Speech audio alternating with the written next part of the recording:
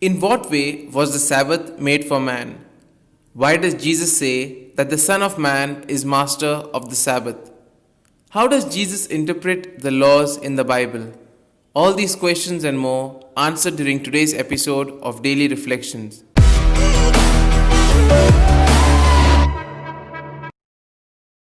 In this short extract from Mark's Gospel, Jesus is portrayed as one who sees life as a celebration or as to be enjoyed.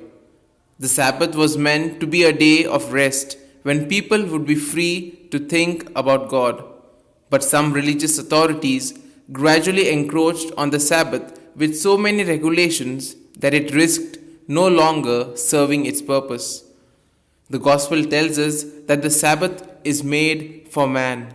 For more than 500 years, since the time of the Babylonian captivity to the time of Jesus, the Jews had observed the law of the Sabbath. This secular observance became for them a strong sign of identity. The Sabbath was rigorously observed.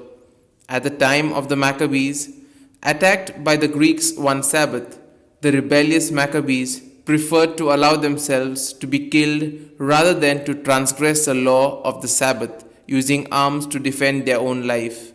For this, 1,000 persons died. Reflecting on the massacre, the Maccabee leaders concluded that they should resist and defend their own life even on the Sabbath.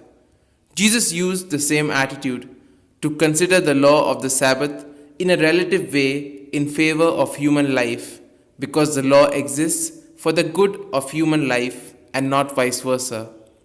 The Gospel tells us that the Son of Man is the Lord of the Sabbath. The new experience of God as Father or Mother makes Jesus the Son of Man to have the key to discover the intention of God, who is at the origin of the law of the Old Testament. For this reason, the Son of Man is also the Lord of the Sabbath. Living with the people of Galilee during 30 years and feeling in his own person the oppression and the exclusion to which so many brothers and sisters were condemned in the name of the law of God, Jesus perceives that this could not be the significance of that law. If God is Father, then he accepts all as sons and daughters. If God is Father, then we should be brothers and sisters to others. And this is what Jesus lived and preached from the beginning to the end. The law of the Sabbath must be at the service of life and of fraternity. It was precisely because of his fidelity to this message that Jesus was condemned to death. He disturbed the system. He was uncomfortable for them, and the system defended itself using force against Jesus because he wanted the law itself to be at the service of life and not vice versa. The Gospel then tells us about the relation of Jesus and the Bible. The Pharisees criticized Jesus in the name of the Bible.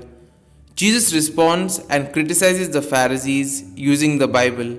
He knew the Bible by heart. At that time, there were no printed Bibles as we have today.